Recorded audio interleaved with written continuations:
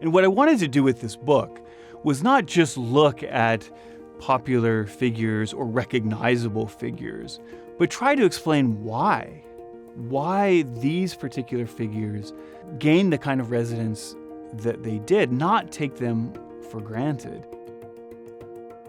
Bob Marley's rise to stardom is very much linked to reggae as a global music that begins to attract more and more listeners in the 1970s.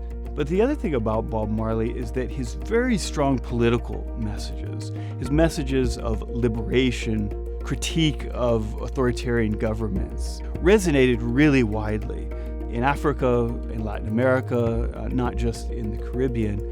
The song that most people associated with him was Get Up, Stand Up. Get Up, Stand Up was a kind of revolutionary anthem that Bob Marley and the Wailers always played at their concert. And it was something that really attracted international audiences. Now, immediately after his death, his record company and even audiences began to kind of reinterpret his image. And so he became a less militant figure. And part of that was a result of marketing.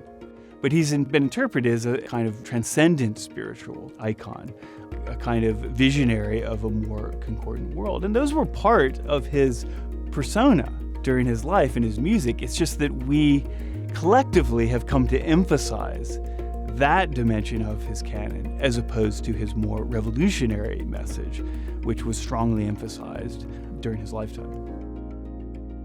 In order for figures to kind of remain in the popular imagination, they often have to be reimagined.